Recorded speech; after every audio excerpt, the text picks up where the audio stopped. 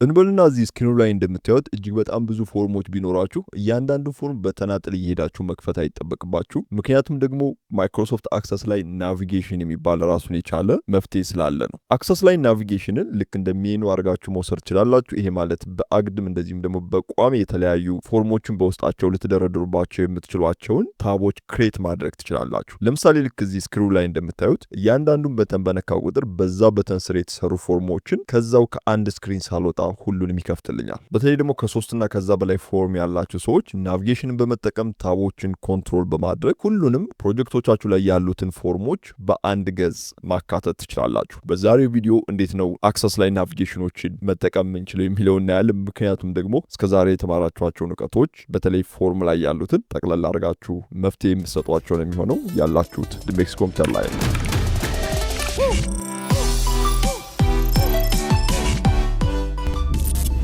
የመዘገብናቸውን መረጃዎች በአድራሻቸው ወይም በመዘገባቸው ሰው ስም አንድ ላይ ተሰብስበው ፊልተር ሆነው እንዲታዩ ከፈለግን ሰብ ፎርም እንጠቀማለን። ሰብ ፎርምን ክሬት ለማድረግ ደግሞ በመጀመሪያ አንድ የራሳችንን ፎርም እንፈጥራለን። በመቀጠል ካሉን ኮንትሮሎች ውስጥ ሰብ ፎርም የሚለውን በመምረጥ ሁለተኛ ፎርም ክሬት እናደርጋለን። ወይም ደግሞ ክሬት ውስጥ ገብተን ፎርም ግሩፖች ውስጥ ፎርም ዊዛርድ የሚለውን አማራጭ በመጠቀም ሰብ ፎርምን መስራት እንችላለን። በባለፉት 2 ቪዲዮዎቻችን እነዚህን መንገዶች በመጠቀም እንዴት ሰብ ፎርም መፍጠር እንደምንችል በምሳሌዎች ለማየት ሞክረናል። በዛሬው ቪዲዮ ደግሞ ታብ ኮንትሮል እና ናቪጌሽንን እንዴት መጠቀም እንደምንችል ቀላል በሆነ መንገድ የምናይ ይሆናል። ይህን ለማድረግ ክሬት ውስጥ ገባለሁ። በመቀጠል ናቪጌሽን የሚል አማራጭ አለ። እዚህ ላይ እንደምታዩቸው የተለያዩ አይነት ናቪጌሽኖች አሉ። ምናልባት ምርጫቸው ስለበዛ ነው እንጂ አገልግሎታቸው ተመሳሳይ ነው። ለምሳሌ ሆሪዞንታል ከሆነ ታቦቹ የሚገኙት በአግድም ይሆናል። ቨርቲካል ከሆነ ደግሞ ታቦቹ የሚቀመጡት በቋሚ ይሆናል። ወደታች ስንወርድ ደግሞ ሆሪዞንታል ታብስ 2 ሌቭል ከሆነ በሁለት ሌቭል ወይም ደግሞ በሁለት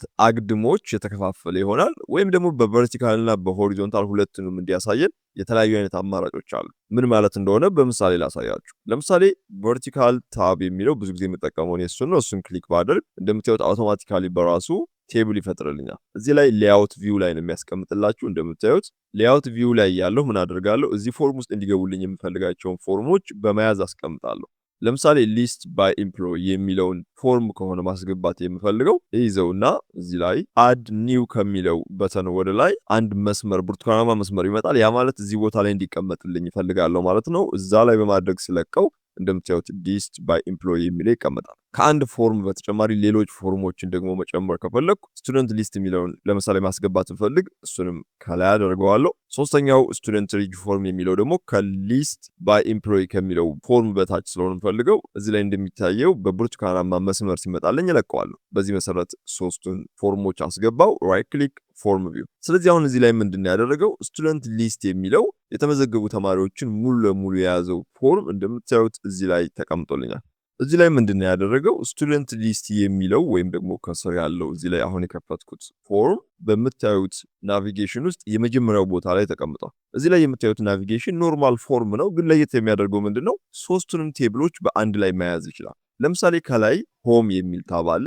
ሆም በሚለው ስር እንደምታዩት የተለያዩ አይነት ሪቭን ኮማንዶች አሉ። በመቀጠል ያለው ክሬት ነው። ክሬትን ስነካ በክሬት ስር ያሉ ኮማንዶች ብቻ ናቸው የሚመጡት። ያ ማለት ሆም ላይ የነበሩት ሃይድ ይሆናሉ ማለት ነው። ይሄ ለምን ይጠቅመናል? በአንድ ፎርም ውስጥ የተለያዩ አይነት ፎርሞችን በአንድ ጊዜ ማየት እንድንችል ያስችላል። ያ ማለት ሊስት ባይ ኤምፕሎይ የሚለው እዚህ ላይ የምታዩት ክሊክ ባደርገው እንደምታዩት የሊስት ባይ ኤምፕሎይ ፎርምን እዚሁ ላይ ያመጣልኛል። ስቱደንት ሪጅ ፎርም ብለው እዚሁ ላይ መረጃን መመዝገብ ይችላል። የዚህ ጥቅሙ ምንድነው? ለምሳሌ ሶፍትዌሮች ላይ አይታችሁ ከሆነ ሜኑ የሚባል ነገር አለ። ሜኑ ላይ ተማሪዎችን እዚሁ ላይ መዘግባለሁ። ሌላኛው ታብ ላይ በመንካት ተማሪው እዚህ ላይ ለመመዝገቡ ማረጋገጥ ይችላል። ወይም ደግሞ ሽያጭ ከሆነ ያለኝ ሽያጩን አንዱ ታብ ላይ በማድረግ መጋዘን ውስጥ የቀሩኝን እቃዎች ደግሞ ሌላኛው ታብ ውስጥ በመሄድ ያለው እንደዚሁም ደግሞ ብድር ያለባቸውን ደንበኞች ማየት ከፈለኩ ደግሞ ሌላኛው ታብ ላይ በመሄድ እዚሁ ላይ ሳልወጣ ሁሉም ነገር ማኔጅ ማድረግ ይችላል። ስለዚህ በዚህ መሰረት ናቪጌሽን ፎርም በመጠቀም ከአንድ በላይ ፎርሞችን በአንድ ጊዜ ማየትና መቃየር ትችላላችሁ። ራይት ክሊክ በማድረግ ክሎዝ ባደርገው ሴቭ ላድርገው ነው። ሌላኛው ናቪጌሽን ከላይ የምታዩት ሆሪዞንታል ታብ 2 ሌቭል፣ ቨርቲካል ታብ ራይት ከሆነ ለምሳሌ አሁን ያደረግነው ቨርቲካል ታብ በሌፍት በኩል ያለው ወይም በግራ በኩል ነው። በቀኝ በኩል ሊቀመጥ ከፈለጋችሁ ሁለተኛውን አማራጭ ትመርጣላችሁ። ከላይም በአግድም ከታችም በቋሚ እንዲኖር ከፈለጋችሁ ደግሞ ቱ ሌቭል የሚለውን ትመርጣላችሁ። ሆሪዞንታል ታብ እና ቨርቲካል ታቡ ወይም አግድሙ ከላይና በቋሚ ከታችሁ በግራ በኩል እንዲቀመጡ ከፈለጋችሁ ደግሞ ሌፍት ትመርጣላችሁ። ለምሳሌ ክሊክ ባደርገው እንደምታዩት በዚህም በኩል መደርደር ትችላላችሁ፣ በላይም በኩል መደርደር ትችላላችሁ። እንደዚህ በምታደርጉበት ጊዜ ከላይና በግራ ነው የሚቀመጠው። በራይት የሚለውን ከመረጣችሁ ደግሞ ከላይና በቀኝ በኩል ወይም በዚህኛው ሳይድ ይቀመጣል ማለት ነው። ይህንን በምሳሌ ለማየት ስንሞክር ለምሳሌ እዚህ ውስጥ አንድ ላስገባ፣ ሁለተኛ እዚህ ላይ ድርገም፣ በመቀጠል ቨርቲካል ሳይድ ደግሞ የተወሰኑ ለማስገባት ልሞክር። በጣም ጥሩ። አሁን ፎርም ቪው ላይ ብገባ እንደምታዩት ከላይም በቨርቲካል ሳይድም በሆሪዞንታል ሳይድም የተለያዩ አይነት ፎርም ታቦችን መጨመር ችያለሁ። እነዚህን ማጥፋት ከፈለጋችሁና የማትፈልጓቸው ፎርም ታቦች ከገቡ ደግሞ ዲዛይን ቪው ላይ እመለሳለሁ። ክሊክ በማድረግ ራይት ክሊክ ዲሊት የሚለውን ብትጫኑ አስገብታችሁት የነበረው ፎርም ይጠፋል። ያ ማለት እዚህ ላይ ያስገባችሁት ነው እንጂ የሚጠፋው ዋናውና ኦሪጂናል ፎርም ይጠፋል ማለት አይደለም። ከናቪጌሽን በተጨማሪ ሁለተኛው ብዙ ጊዜ ልትጠቀሙበት የምትችሉት ሜኑ መስሪያችሁ ሊሆን የሚችለው ታብ ኮንትሮል ነው። ታብ ኮንትሮልን ለመስራት በመጀመሪያ ፎርም ክሬት ማድረግ ያስፈልገናል። ስለዚህ ይሄን ዘጋዋለሁ፣ ሴቭ ላድርገው፣ ኖ ክሬት ውስጥ ገባለሁ። ፎርም ዲዛይን አንድ ለሜኑ የሚሆን ባዶ ፎርም ክሬት ካደረኩ በኋላ ኮንትሮል ላይ ሄዳለሁ። ፎርም ዲዛይን ታብ ውስጥ ማለት ነው። ኮንትሮል ከሚሉት ግሩፖች ውስጥ እዚህ ላይ የምታዩት ታብ ኮንትሮል የሚል በተን አለ። ይህንን ክሊክ በማድረግ ወደ ታች ስወርድ እንደምታዩት የመደመር ምልክትና የታብ ኮንትሮል አይከን አብረው ይመጣሉ። ስለዚህ ምን አደርጋለሁ? ከዚህ ጀምሮ ከጥግ ጀምሮ እስከ ታችኛው ጥግ ድረስ በዚህ መሰረት እስለዋለሁ። በመቀጠል ለቀዋለሁ። ፔጅ 1 ፔጅ 2 የሚል ሁለት ታቦች አስገብቶልኛል። እነዚህ ታቦች በጎን በኩል ያሉትን ማንኛውንም ቴብል ወይም ኩዌሪ ካልሆነም ደግሞ ፎርማችሁን ማስገባት የምትችሉባቸው ናቸው። ለምሳሌ እዚህ ውስጥ ካሉት አድሬስ የሚለውን ቴብል ፔጅ 1 ውስጥ አስገባዋለሁ። በምታዩት መሰረት ቴብሉ ተቀምጦልኛል።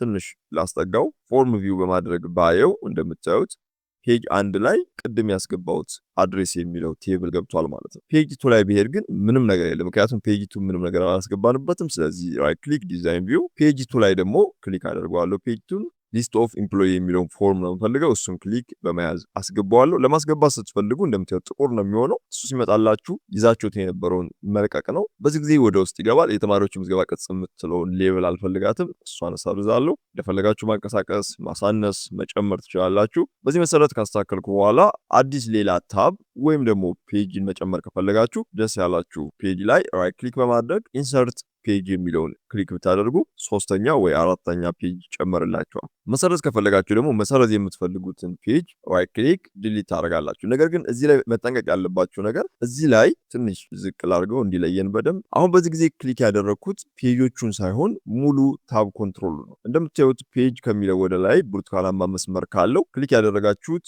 ፔጁን ሳይሆን ሙሉ ታብ ኮንትሮል ነው። ያ ማለት አሁን በዚህ ሰዓት ዲሊት የሚለውን ብነካ እንደምታዩት ሁሉም ታቦች ናቸው የሚጠፉ። ነገር ግን አንዷን ፔጅ ማጥፋት ከፈለጋችሁ ማድረግ ያለባችሁ ፔጇ ላይ ክሊክ ታደርጋላችሁ። በዚህ ጊዜ ብርቱካናማው መስመር ከላይ የነበረው ወደ ታች ይመጣል። ይሄ ማለት አሁን ክሊክ ያደረጋችሁት እዚህ ላይ የበራው ፔጅ 5 የሚለውን ፔጅ ነው ማለት ነው። ለምሳሌ ፔጅ 1 የሚለውን ብቻን ብርቱካናማ መስመር ከውስጥ ናት። እንደገና ፔጅ 1 የሚል አለ። ክሊክ ያደረግኩት ፔጅ 1 እንደሆነ ማወቅ እችላለሁ። ስለዚህ ራይት ክሊክ ዲሊት ፔጅ የሚለውን ብነካ ፔጅ 1 ሙሉ ለሙሉ ይጠፋል። ታብ ኮንትሮሉ ግን ባለበት ይቆያል። ስለዚህ በዚህ መሰረት የምትፈልጉትን ፎርሞች እዚህ ውስጥ መጨመር ትችላላችሁ። ሌላኛው እዚህ ላይ ያለው ስማቸውን መቀየር ከፈለጋችሁ ደግሞ ፕሮፐርቲ ሽትን እንከፍታለን። ፎርም ዲዛይን ታብ ውስጥ ፕሮፐርቲ ሽት። በመቀጠል ፔጃችሁ ላይ ወይም ስም መቀየር የምትፈልጉት ፔጅ ላይ ነው ክሊክ የምታደርጉት። እንደምታዩት ኔም የሚለው ቦታ ላይ ፔጅ 2 ነው የሚለው። ስለዚህ እሱን እቀይረዋለሁ። ለምሳሌ ስቱደንት ሊስት ማለት እችላለሁ። በመቀጠል ባለ ቦታ ላይ ክሊክ ባደርግ እንደምታዩት በአንድ ጊዜ ስሙ ይቀየራል። ራይት ክሊክ ፎርም ቪው ባደርገው ስሙ በዚህ መሰረት የሚቀየር ይሆናል። ከዚህ በተጨማሪ ከዚህ በፊት ያየናቸው ቱቶሪያሎች ላይ ፕረስድ ከለር፣ ሆቨር ከለር እንደዚሁም ባክ ከለር ሁሉንም በመጠቀም እዚህ ላይ የምታዩቸውን ፔጆች በምትፈልጉት አይነት ከለር ዲዛይን ማድረግ ትችላላችሁ። እዚህ ላይ እያሳያችሁ ያሉት ስለ ታብ ኮንትሮሎች ብቻ ስለሆነ ሌላውን ፎርማቲንጉን ግን በራሳችሁ ከዚህ በፊት ያለውን ቲዩቶሪያል በመጠቀም የሚያምርና ውብ ማድረግ ትችላላችሁ። እስካሁን እንዳየነው እንግዲህ ማይክሮሶፍት አክሰስ ላይ በጣም ብዙ ሀሳብ ነው ያለው። በተለይ ፎርም ላይ ስትመጡ ደግሞ ሰፋ ያለ ነገር ማንሳት ይቻላል። ነገር ግን እዚህ ላይ ከሀስከፈ ቢሆንም በጣም ወሳኝ የሚባሉትና አንድ ሰው አክሰስን ሲጀምር ማወቅ አለባቸው የሚላቸውን እውቀቶች ነው እየዳሰስኩ ያለሁት። እናንተ ቤዚኩን ነገር ከያዛችሁ ራሳችሁን በማስተማር ሌሎች አድቫንስድ የሆኑ ቱቶሪያሎችን በማየት እንደዚሁም የተለያዩ ፕሮጀክቶችን በመስራት ያላችሁን እውቀት መጨመር ትችላላችሁ። በቀጣዩ ቱቶሪያል ደግሞ ፎርማችንን አድቫንስድ ያደርጉልናል ብዬ የማስባቸውን የተለያዩ አይነት እውቀቶች በአንድ ቪዲዮ ይዤላችሁ እመጣለሁ። እነሱ ቪዲዮዎች በመጠቀም ፎርማችሁን ማሳመር፣ የተለያዩ ኮማንዶችን መፍጠር፣ እንደዚሁም አይከኖችን ማስገባት እንዴት እንደሆነ ሌሎች ያላየናቸው ግን ብታዩዋቸው ጠቃሚ ናቸው የማስባቸውን በቀጣይ ቪዲዮ አንድ ላይ ይዤላችሁ እመጣለሁ። የዛሬው ቪዲዮ ግን ይሄን ይመስል ነበር። አብሬያችሁ እዚህ ዙድ ማይክስ ነበርኩ። ባባይ